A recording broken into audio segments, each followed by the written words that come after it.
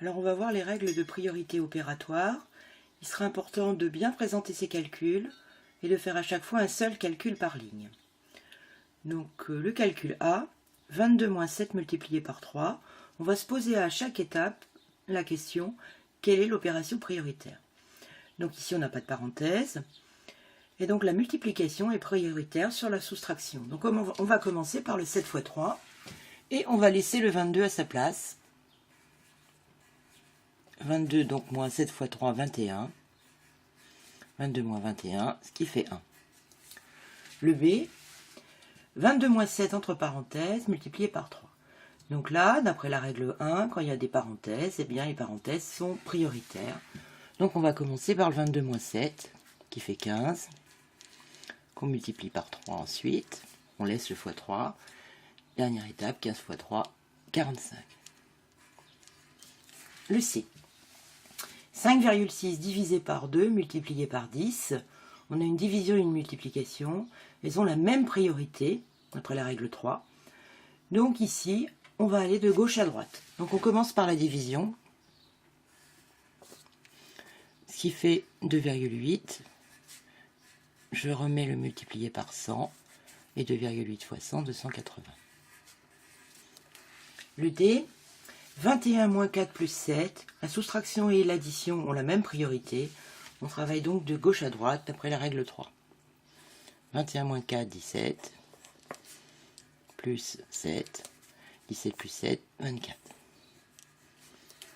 Le G, 28 moins 2 fois entre parenthèses 4 plus 3 fois 2.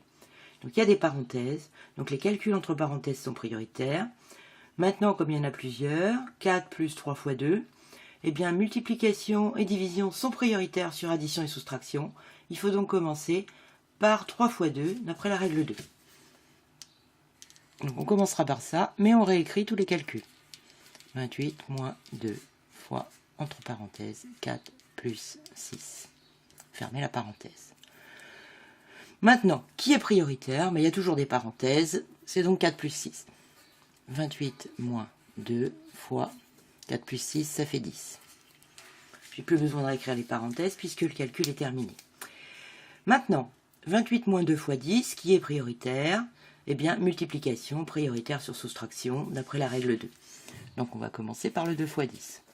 Donc 28 moins 20. Et maintenant, ça fait 8.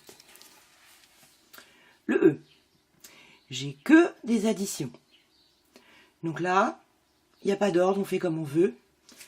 Et j'essaye de faire en sorte que les calculs soient faciles de tête. Et donc je vais assembler mon 24 et le 76. Ça fait 100. Plus 187 égale 287. Le F, 25 fois 3,24 fois 4. Que des multiplications. Règle 5. Je fais les calculs comme je veux, je peux changer l'ordre. Et là, je repère que 25 fois 4, ça va être intéressant. 25 fois 4, ça va faire 100 fois 3,24, ce qui fait 324. Le H, on a une fraction. Donc une fraction, c'est une division. Donc c'est comme si j'avais des parenthèses autour du 20 plus 10. Donc priorité aux parenthèses. Donc je calcule 20 plus 10, donc ce qui fait 30. Divisé par 4. Et donc dernière étape, 30 divisé par 4 qui fait 7,5. Voilà. Donc pensez bien à toujours bien présenter vos calculs et faire un seul calcul par ligne.